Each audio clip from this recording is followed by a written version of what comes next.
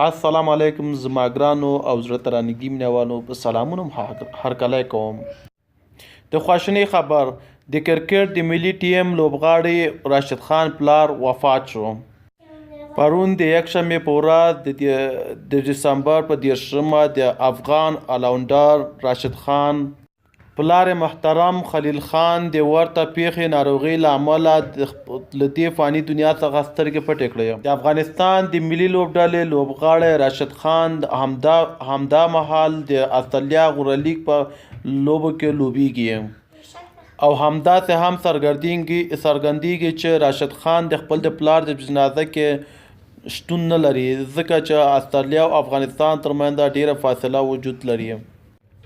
راشد خان هم د خپل فیسبوک پاڼه باندې پوسټ شیر کړی ده او هغه ویلي دی چې پلار به مې تل راته ویلي چې تل ثابت، خوشحاله، بریالی او هوډمن اوسه، ځکه چې او راشد خان ویلي دی چې د پلار غم یې ډیر دروند دی او د خدای پاک نه خپل ځان ته صبر غوښتی ده.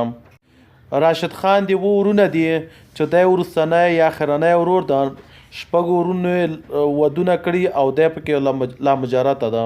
راشد خان د کور کشر ده او د پلار د مرګ به ډیر ودردوي. راشد خان وایي چې تل به مې زه پلار تشویقولم، همدا و چې څه یم دا مې د پلار دعاګانې وې راپسې.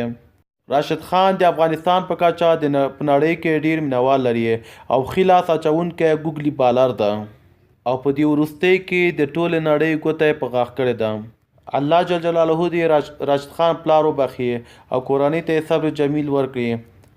راشد خان پلار یې وتلو چې زوی د لوبو لپاره یې خنډ ونه ګرځېده.